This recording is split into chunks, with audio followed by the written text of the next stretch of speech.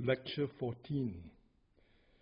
Now we will be looking at the piano as the main instrument which we will study in order to study how musical instruments work, why they sound different from each other, and how technology enables us to build instruments of ever-improving quality. But before we look at the piano itself, we will go a little backwards in history and look at a couple of predecessors of the piano. These are musical instruments which came before the piano. And if we look at them and how they work, it will indeed help us to understand why the piano, when it arrived, was such a revolutionary musical instrument, and also understand why the mechanism of the piano enabled musicians to do so much more on the piano than with these older keyboard instruments. Now, of course, we know that the piano is a string instrument and it's got a keyboard.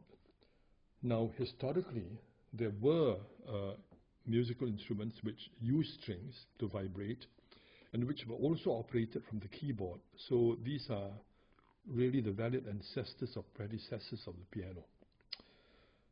Two of these predecessors were the clavichord, and on the left here you see a picture of a clavichord, and the harpsichord, and that is shown on the right here.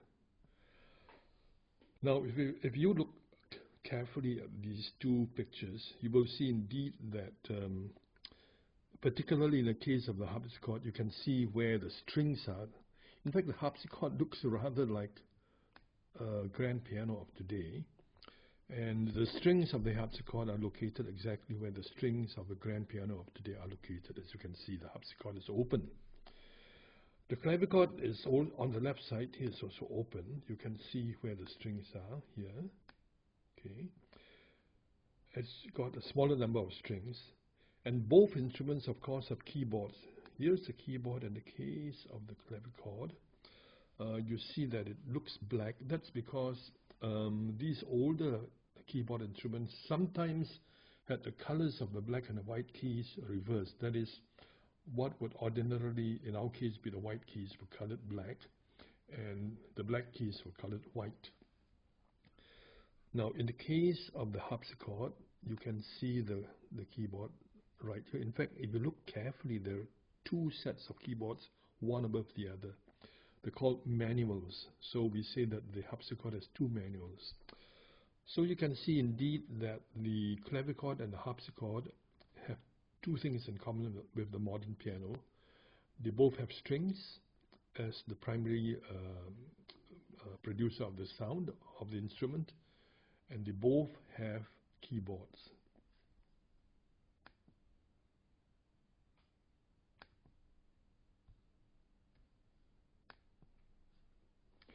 Now, in this slide, we are going to look at how the strings in the clavichord and the harpsichord are set into vibration. Now, generally speaking, the mechanical parts of the clavichord and the harpsichord and the piano, which set the strings into motion from the keyboard, that part of the instruments is normally known as the action. Now, if you look at this diagram, that shows you how, when you strike the clavichord key downwards, which is like this here, you see that the key, which is a long piece of wood, at the other end of the key is this metal part here. It's labeled as metal percussive device on the slide, but very often we call this thing a tangent. It's metallic. So this whole wooden thing here acts like a seesaw, a lever actually. Here's where the pivot of the lever is. When the key goes down, the other side of the key goes up like this, and the tangent will then strike the string, which you can see. Now, when the tangent strikes the string is of course set into vibration, and you can hear the sound of the clavichord. Now, you may think indeed that this is how the piano works, but in fact the piano works in a very different way. Now, the clavichord section is very, very simple. It's just one lever, key going down, tangent going up. And in a sense, this is both the strength and the weakness of the clavichord. Let's see why. When the tangent strikes the string vibrates. But if you keep your finger on the key, now many pianists, of course, when they strike the key of a piano, they keep the finger depressed on the key. In the case of the clavichord, if you keep your finger depressed on the clavichord key, the tangent will keep on contacting the string, which means that the string as it vibrates is somewhat constrained. It can't vibrate very freely. So because of this, the sound of the clavichord is rather weak because the vibrations are not very big. But the clavichord, though it's got a weak sound, and in fact you can't really hear it very well from more than about, I suppose, 10 feet away. It is said to have a very pleasant and very sweet sound. Now, this weakness of the clavichord, that is the tangent striking the string, is in a sense also its strong point. Why? Because if you keep your finger on the key and the tangent keeps contacting the string is vibrating. Apparently, if you vary the pressure of your finger on the key, you can vary the volume or the quality of the sound on the string. That's because the tangent is still in contact with the string, and the tangent is controlled by your finger on the key. So the clavichord has this rather unique aspect that the player can control the sound of the string as it is vibrating by changing the pressure on the key. And some people say that you can produce vibrato, that is this oscillation of sound, something like beats, but it's the vibrating sound of the clavichord string having a slight oscillating sort of quality, which is supposed to be very pleasant musically. And this can be done on the clavichord, but it cannot be done on the harpsichord or piano. Now let's look at the action of the harpsichord. You can see again that here's a key on one side which you depress, and this longer part of the key at the other end, you see vertical pieces of wood called jacks. Now it's hard to see in this diagram, but the jacks actually have got horizontal quills, which we call a plectrum. A quill like this on a harpsichord jack is called a plectrum. So when the jack is made to go up by your finger as it depresses the harpsichord key, the quill or the plectrum, which is originally below the string, will then pluck the string, thus causing the string to vibrate. And therefore, it's interesting to note that the sound produced by the harpsichord is produced by the plucking of the string, which is very similar to that produced by the sound of the plucking of a guitar or the plucking of the string of a harp. Now here's a closer look at the clavichord tangent. Now this is made of metal, okay, and here's another diagram of the clavichord action. It's a similar diagram, but I think you can see that this diagram is a rather ancient diagram. So here you see at this end, this is a key where your finger depresses. The tangent is right here, you can see it, okay. And this is a string, of course, right? So again, as I mentioned in the previous slide, the player strikes a key, the key goes down, the other side of the key goes upwards, the tangent hits the string, and the pressure of the key while the string is vibrating can affect the tone of the string. And this gives the clavichord great powers of expression, which you can't do on most other keyboard instruments. Certainly you can't do this with the piano. On the other hand, because as the string is vibrating, the tension is contacting it, and so the string cannot really vibrate very freely, and therefore the sound of the clavichord is somewhat weak. Just another point here, if you look at the diagram, these things that look like washing on the clothesline, they are really dampers, which are supposed to damp the sound of the string. But not to worry about that, really. Just concentrate on the action of the key as it goes down, then the tension as it pivots upwards and strikes the string. That is the essential action of the clavichord.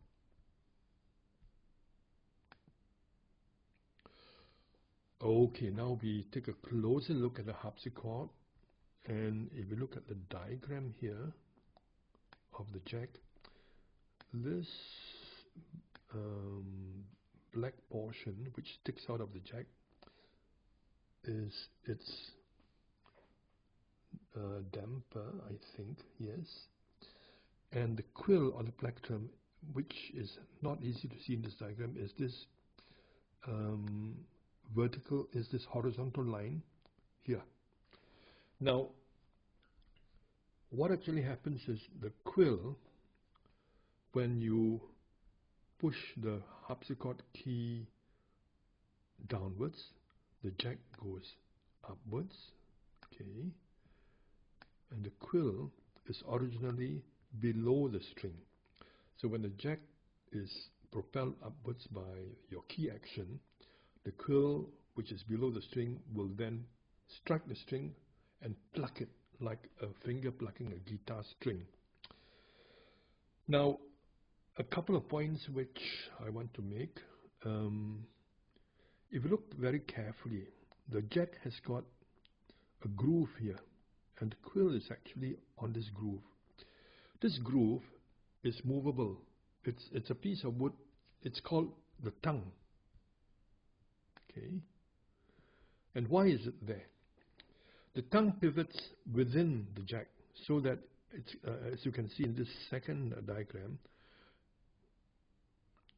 okay, it is there because when the quill goes up and plucks the string, the quill is then on top of the string. Okay. Now, if you release the key and the jack goes down, the quill will just come down and hang on the string. And that would be the end of your performance, because at least for this key, you would not be able to play another note. But what the tongue does, as you can see, is as the quill goes down, as the whole jack goes down, the tongue can pivot backwards like this, you see, allowing the quill to go backwards and avoid the string, so that the whole jack can go down freely to its original position. This is very important because if you didn't have this design, the jack would not be able to play repeated notes. Now, the plucking of the quill is a stronger action than the tension of the clavichord, so it's able to impart stronger vibrations to the string than the clavichord tension. So the harpsichord is louder in sound than the clavichord. However, there's one thing. The quill at its starting point below the string is actually very close to the string. So once you get the jack going upwards, the moment the quill goes upward, it plucks the string. And so it's very hard to get the quill to pluck the string faster, because it's so close to the string. So essentially the quill will pluck the string with more or less the same speed, no matter how fast, how hard you press the key, because the quill is so close to the string. Now, what happens, the consequence of this is very simple. Because the quill plucks the string with more or less the same speed, no matter how hard you press the key, because the quill is so close to the string, so you can't impart a lot of speed to the quill. What happens is that the loudness of the sound produced is more or less the same, no matter how hard or how soft you press the string. As long as you plug the string, it will be set into vibration with around the same loudness. So with this system, with the quill on the jack and the quill so close to the string, it's very hard to get the string to be sounding louder or softer. So essentially, this is one weakness of the harpsichord, that the playing a harpsichord key, you get a sound which is more or less of constant loudness. This is a very important point as we compare it with the piano later on. Okay, here is, I couldn't get an animation, but here you see a clearer picture of how the harpsichord action works. Let's look at picture number 1 first here. This picture, this diagram shows you the position of the jack and the quill before the key has been depressed, okay? Or just at the point when the key is being depressed, because you can see the upwards arrow, it's just about to start going up, okay? But as you can see, the quill is below the string. This is a quill, this blue dot is a string, and this red portion is actually the damper. The damper normally will touch the string so that the string is not able to vibrate while the damper is on the string. So this prevents the string from being set into vibration accidentally. Okay, at the second diagram here, you see that the quill is just contacting the string. The damper is lifted off as the whole jack goes upwards so that the string can vibrate, and as the quill contacts the string, it begins to pluck the string, okay? And in diagram number 3, what has happened is this here you can see what has happened. The string has just been plucked. The jack and the quill have gone up even further. So this is just after the string has been plucked and the quill is now on top of the string. Now the last picture is important because it shows what happens when you release a key. The jack goes down, okay? The key goes up and the jack goes down. Now this grayish portion of the jack is the tongue, which can pivot. As the jack goes down and the quill goes down with it, as you can see, the quill will contact the string. If there was no tongue and the jack were just a single piece of wood, the quill would simply hang on the string, and that would be the end of your harpsichord piece, because at least for this particular key, you would not be able to play any more notes. But what the tongue does is that by pivoting backwards like this, it allows the quill here to go backwards and escape the string and go down with the rest of the jack, so that the jack can go to its original position and allow you to play more notes on this key.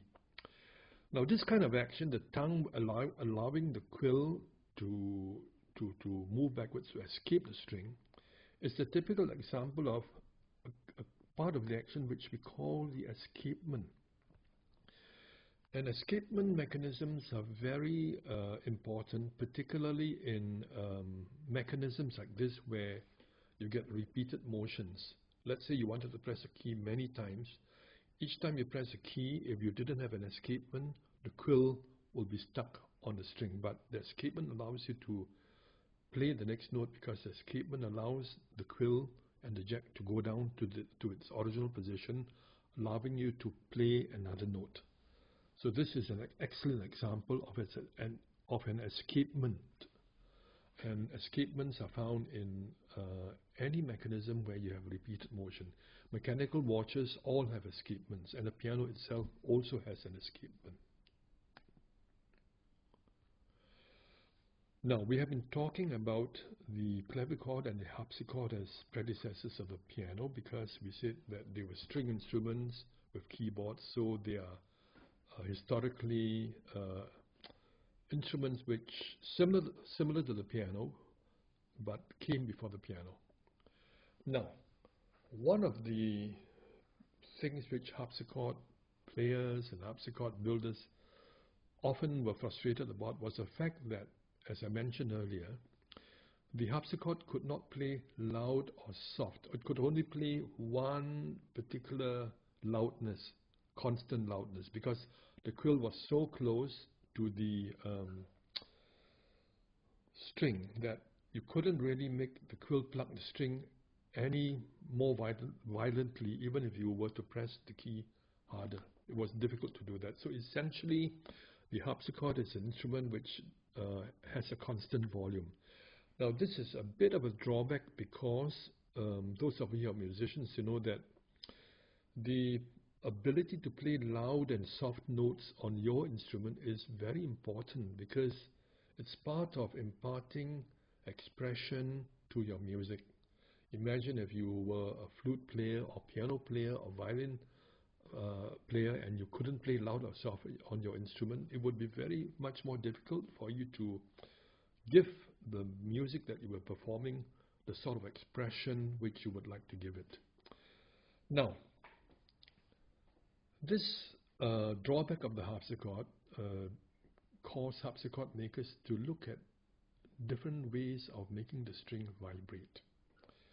Now, in the harpsichord, the string is plucked. You've got the quill action. So they looked at instruments which cause the string to vibrate in a different way. And they looked at ancient instruments in which the strings were there, but the strings were caused to vibrate by being beaten or hit. Now, one of these instruments is very ancient. It's called the dulcimer. The dulcimer is just one of the names of this type of instrument, because you will see it named differently in other countries. Cymbalum is one common name, or cymbali. And in fact, a very close relative of the dulcimer or the cymbalum is the yangqin of China, which you find in the Chinese orchestra. Now, if you look at the picture of the dulcimer, you see that it is indeed made out of strings. The strings are stretched very tightly over a wooden frame, as you can see. And in the right picture, you can see how the dulcimer is being played. The instrument is played by hammering the strings with two hammers held in the performer's hands. Now, if you see a dulcimer or cymbalum performance, you'll notice, of course, that the performer can hammer the strings with varying degrees of energy. So if he or she wanted a soft note, he or she would beat the string softly.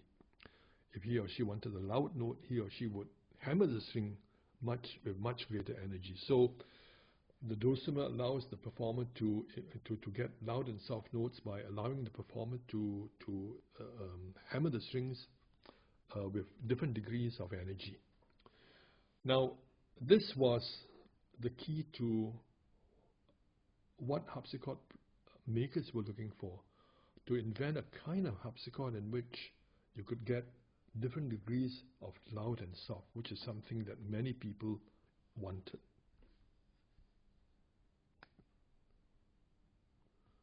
Now, what if you could invent a dulcimer with a keyboard?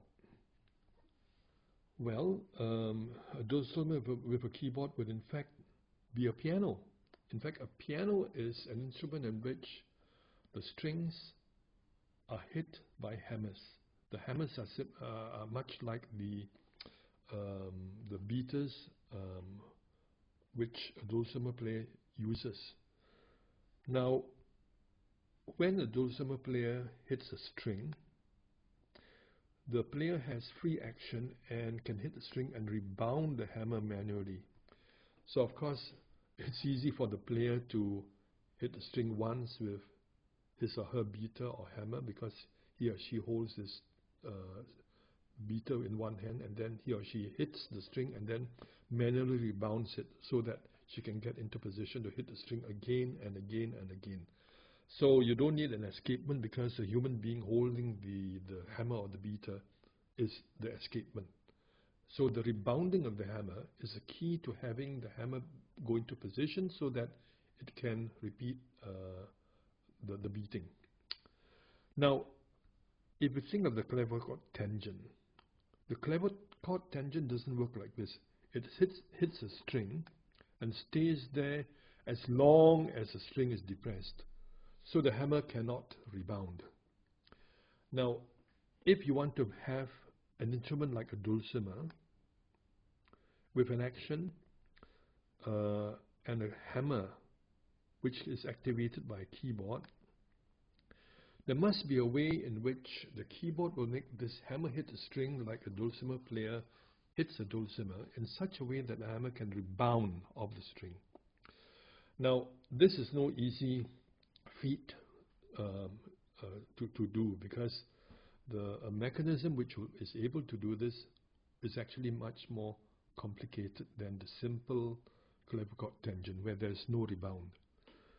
So you find that enabling a hammer to hit the string and rebound is much more complex than the simple clavichord action.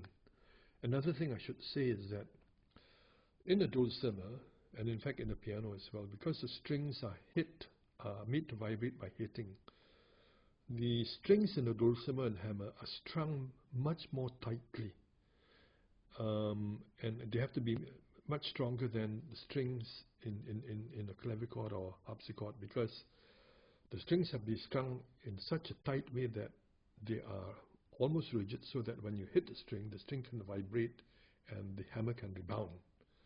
So the strings in a dulcimer or piano are actually strung up with higher tension, and the strings are also much stronger. Otherwise they would not be able to be hit and they would not be able to rebound. Now, the first harpsichord maker that we know of who was able to build an instrument with this kind of action, that is having hammers hitting strings rather than plucking strings as in the harpsichord, was an Italian harpsichord maker, okay, by the name of Bartolomeo Cristofori. Okay, and we don't exactly know the exact time or date when he invented his first harpsichord. Okay, it's probably around 1700, though the earliest harpsichords, the earliest pianos, sorry, what I meant is his first piano. We don't know the time or date when he invented his first piano or harpsichord, which could play loud or soft. We think it's around 1700. Now, he called this a harpsichord with piano e forte. That's Italian for soft and loud. So he said he'd invented a harpsichord with soft and loud, which is why the instrument today is known as a piano forte, because it can play soft piano and loud forte. Now, not too many of Cristofori's early pianos survive, but if you do have a chance, if you happen to be visiting some place in Europe or America which has a Cristofori piano, be sure you see it. I don't think they will allow you to play on it though. Now, Cristofori invented an action which enabled the keyboard to strike the strings with hammers, which could rebound, very important, and they could be struck, the strings could be struck with a variable force and thus a variable loudness, unlike the harpsichord. And of course, this diagram shows one of Cristofori's pianos. Well, it looks like a harpsichord. After all, he was a harpsichord maker.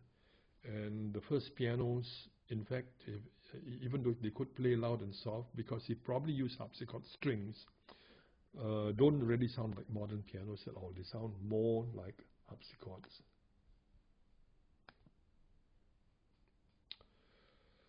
Now, here is a diagram of the action of Cristofori's pianos. Now, in this module, we will of course describe modern grand pianos, modern upright pianos, And the action of a modern grand piano is actually more complex than that of Cristofori's pianos.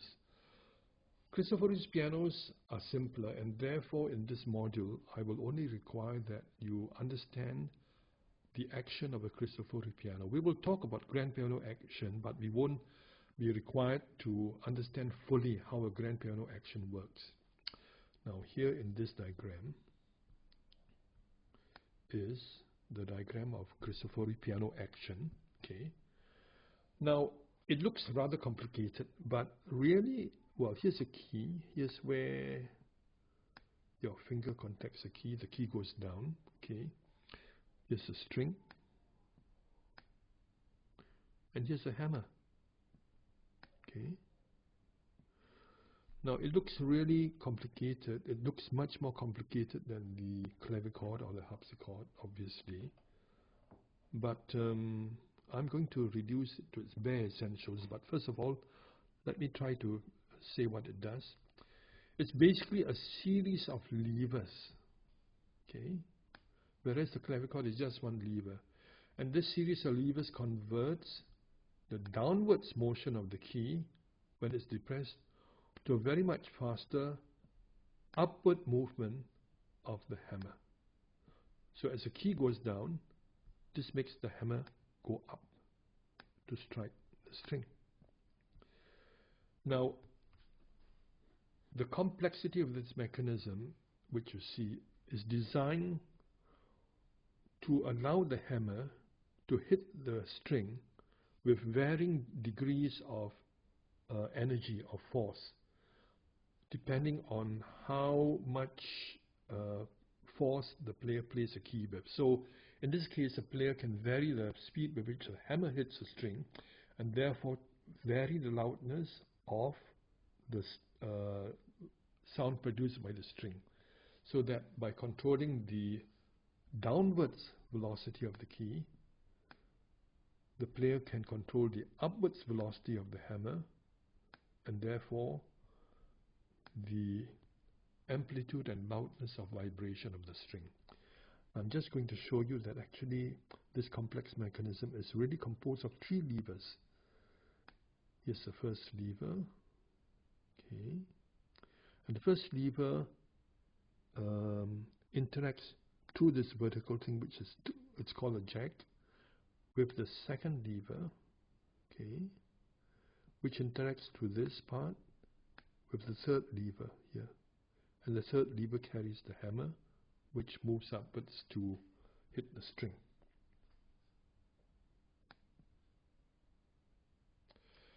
Now what I'm going to do is I'm going to simplify the action of the Cristofori piano action.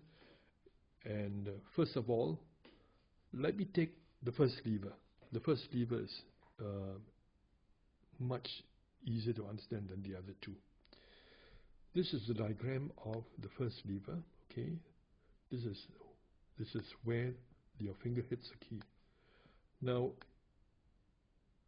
if you remember your early syllabuses in physics on levers and all that, you know that a lever is something which enables you to make an effort and have that effort transferred to a load. Now, then there are different classes of levers.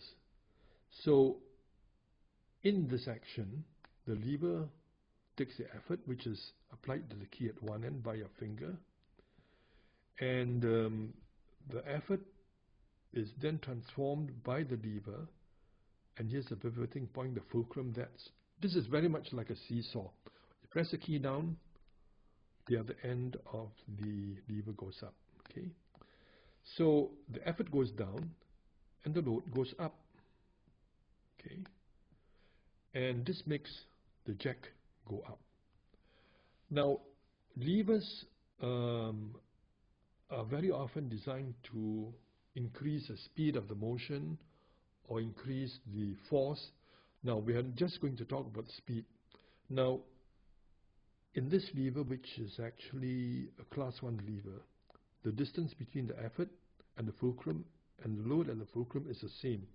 So when you move the effort down, say 1 centimeter, the load will go up 1 centimeter. There's no change of distance moved or velocity.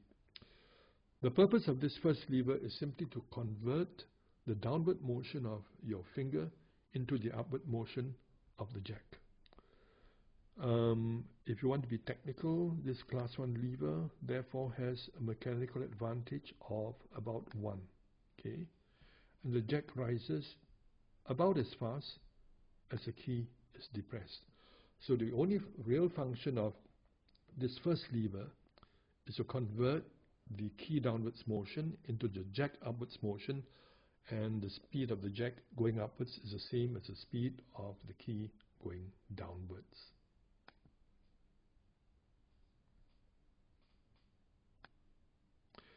Okay, we now look at the second lever, which is the intermediate lever. Okay, so here's a picture of the first lever,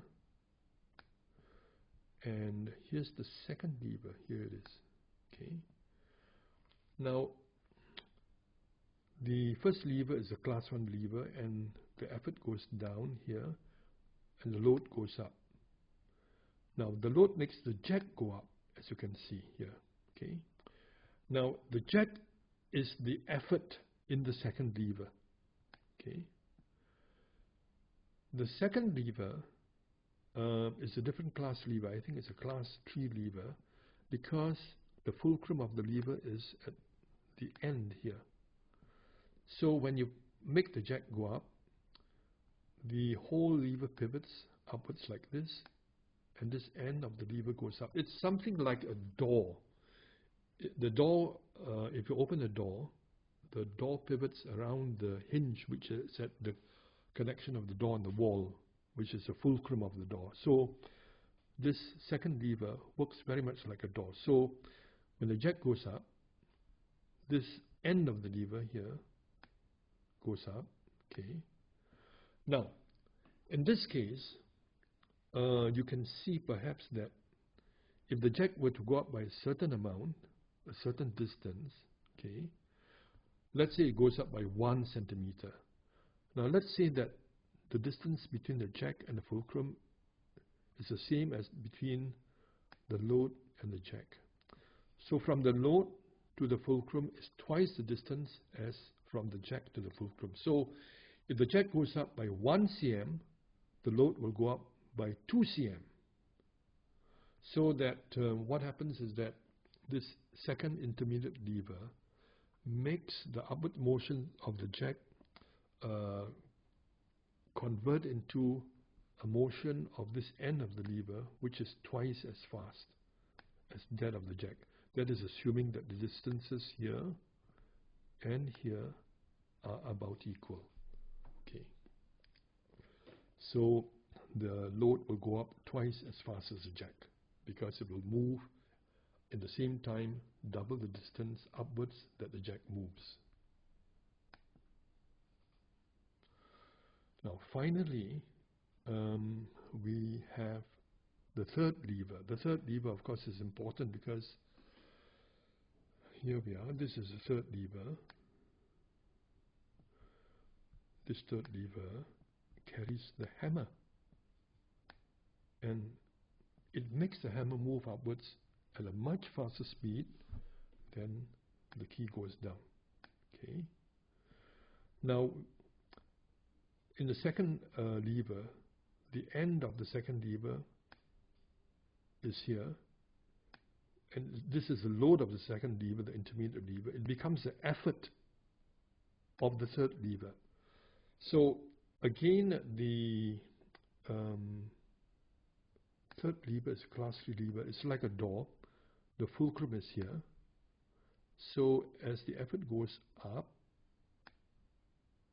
okay, the end will go up like this, and the hammer will go up. Now, let's say, for example, let's say this distance here, okay, is 1/3 of this distance, or rather this longest distance from the effort to the hammer, which is the load, is 3 times from the effort to the fulcrum. Or let's make it let's see, let's make it 4 times. Okay. If this is, say, 4 times, that's easy to calculate because I have got this as 4 times. So what happens is that the third lever, when it moves up, if the effort were to move up by 1 centimeter, the hammer will move up by 4 centimeters, so that the distance is multiplied 4 times. And this depends on the distances between the effort and the fulcrum, and the load and the fulcrum. Oh, okay, I see. This actually is 3 times. I beg your pardon. This is 3 times. Okay. So what is important is that from the effort to the fulcrum, that's 1/4 as from the hammer to the fulcrum. So the hammer to the fulcrum distance is 4 times that of the effort here to the fulcrum distance. So when the effort moves up 1 cm, the fulcrum will make the load move up by 4 cm. So the distance is multiplied 4 times. Okay. And as I said, that's assuming that the distance from the hammer to the fulcrum is 4 times that from the jack here to the fulcrum. Okay. So since the distance moved by the this is not the jack. The jack is this one. By this point, if this point moves up 1 cm, the hammer moves up 4 cm. So if this moves up by a certain velocity, the hammer will move up 4 times the velocity.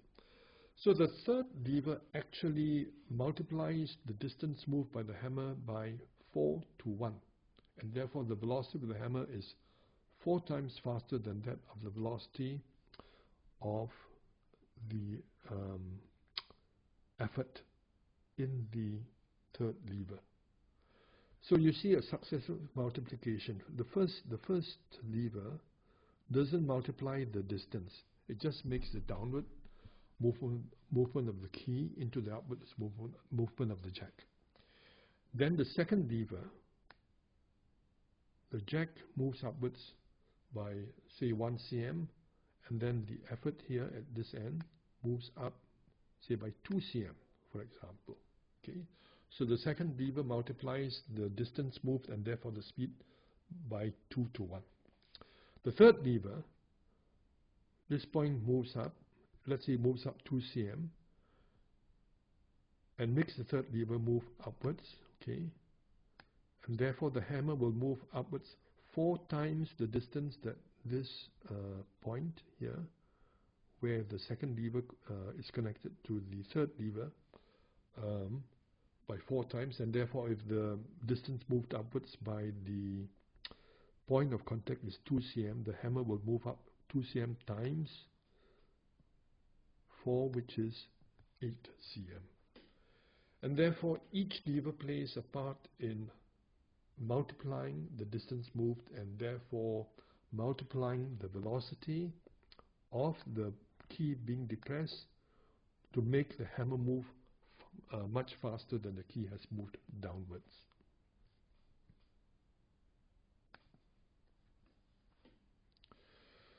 Okay, there's one further thing which I have to mention for the Cristofori motion, and it also has got an escapement. The escapement is less obvious, and that is this. First of all, the hammer, if the action works properly, when you press a key down, hammer goes up. Okay. Hammer then strikes the string, okay, and rebounds from the string, just like how a dulcimer player will hit the string and allow the beater that is holding to rebound, enabling him to hit the string another time. So the hammer, after hitting the string, must rebound downwards. Okay. Now it would be very good if the hammer were allowed to rebound downwards as great a distance as possible. So what actually happens is that if you look at this jack. The actual jack in the Cristofori piano actually has a kind of notch here. So when the hammer falls down, this triangular shaped part in the second lever falls into the notch. This allows the hammer to rebound back further, which is a very good thing, because the further back the rebound, the greater the energy with which the hammer can hit the string. Because when the hammer hits the string with great energy, it will then rebound with greater force, and a greater fallback will allow the hammer to hit the string harder. And so this notch allows the hammer to fall back, because as it falls back, this triangular thing falls into the notch. But after the triangular thing falls into the notch, what actually happens is that the completion of the motion is such that the tip of the triangular thing falls back on the top of the jack. Why? Because if the triangular thing were in the notch, it would not allow us to play this key again effectively, because the jack would not be able to move the second lever upwards effectively. So the triangular thing has to go on the top of the jack, so that when we play the key again, the first lever and the jack will push the second lever upwards, okay? And that second lever will push the third lever upwards, okay? All right. And as we have seen, the second lever will, in our diagram, if this distance is the same as this distance, second lever will multiply by 2 the distance moved, and multiply by 2 the speed of the key. And then the third lever, assuming this distance is 1/3 of this distance, or assuming this distance is 3 times of this one, then when this effort goes up here, if it goes up, say, by 2 centimeters, the hammer will move upwards by 4 times the distance, because the distance of the hammer from the fulcrum is 4 times that of this effort from the fulcrum. And then the rebound will fall backwards, okay, and the hammer will be able to fall backwards further back, because this triangular thing on the second lever falls into the notch. And after the rebound is completed, the triangular thing moves back to the top of the jack, so that the key can be played again. And this is actually how the escapement of the Cristofori piano action works. Now here is an animation of the Cristofori action. Of course, in this video I can't really show you the animation, which I will actually show you in class later. Animation shows very clearly how, when the key is depressed, okay, this action, the first lever, then the second lever, and the third lever all work together to make the hammer go up and hit the string, thus. Now in the PowerPoint slides that you have, I will not include this diagram because it is copyright. And in the past, I included the URL to the web page that had the diagram, but unfortunately, the web page has been moved, and I cannot locate where the new web page is. And since this is really a copyrighted diagram by Mr. Robert Lang, who gave me permission to use this diagram,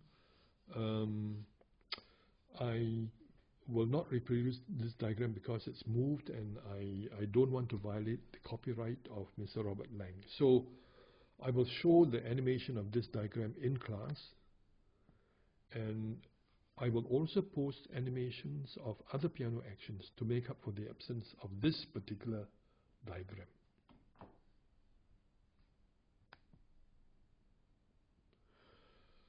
Now, just a final note about Cristofori's piano. I did mention earlier that today's pianos are known as piano fortes. Piano meaning soft, forte meaning loud. So the word pianoforte means an instrument that can play soft and loud. Now, after Cristofori's invention, many improvements were made to the piano action. Now, the early Cristofori pianos and pianos of that period are very often known as forte pianos, just imposing the words loud and soft to distinguish them from the modern pianofortes. Now, we will study in later lectures the modern piano. But let me just mention some of the major differences between the forte piano and Cristofori's piano and the modern piano. Now, Cristofori's piano and forte pianos have a very delicate sound. They don't sound as robust and as loud and as aggressive as today's pianos can sound. Some say that they have a more delicate and refined sound. Now, why? Harpsichords, the strings of a harpsichord are strung on a wooden frame because the tension in the harpsichord strings doesn't have to be very great, and the strings are not that thick. So because the tension is not great, because the strings have to be plucked, the string tensions allow them to be strung on a wooden frame, so the wooden frame can hold the tension of all the strings adequately. Now, in a piano, even in an early piano like Cristofori's piano, the string tension is much higher because the strings are not plucked as in a harpsichord. They're going to be beaten or hammered, and therefore the string tension has to be higher. The strings are stretched much more tightly and tautly. So what happens is that the strings are stretched more tightly and tautly, and the strings are generally stronger and thicker because they have to stand this beating process. And therefore, if you have a piano with many of these strings at very high tension, the combined tension of all the strings imposes quite a strain on the frame. The frame is a wooden body in the action on which the strings are mounted. Now, Cristofori's pianos have wooden frames, so obviously Cristofori and the early forte piano makers could not mount strings of very high tension. Of course, the sound would be different from the harpsichord because the strings were beaten, but the strings are rather like harpsichord strings, so many people think that the sound of the Cristofori piano doesn't sound very different from that of a harpsichord, even though the strings are beaten. Except that of course the Cristofori piano can do the one thing that the harpsichord cannot do, and that is play notes loud and soft. Now, so the wooden frame of a Cristofori piano limits the tension that the strings can have, and therefore, because the strings cannot be strung very tightly, the Cristofori piano is softer than a modern piano because you can't really play it very hard. You can't really play very loud notes on it because the tensions are not so high. Now, in a modern piano, as we will see later, the string tensions are much higher. Why? Because the modern piano has the strings strung on a cast iron frame, which is why the modern piano is so heavy.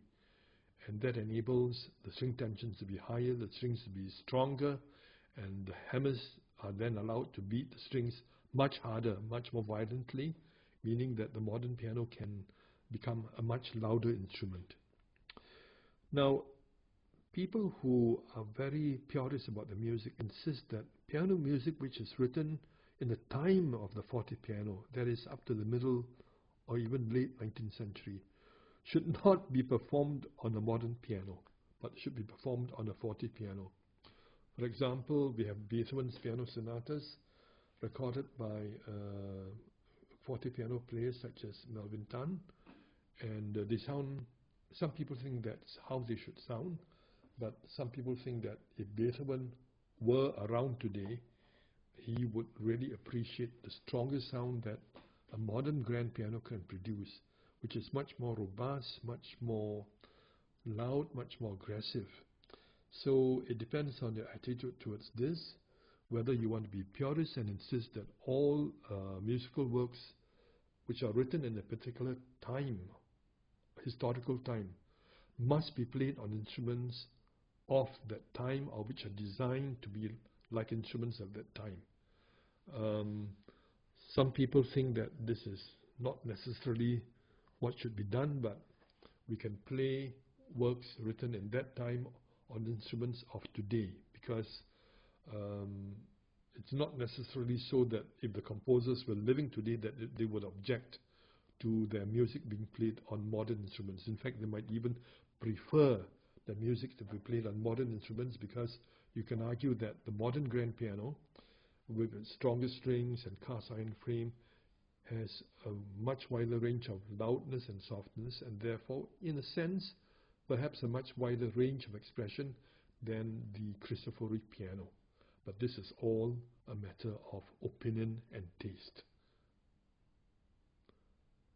This is the end of lecture 14.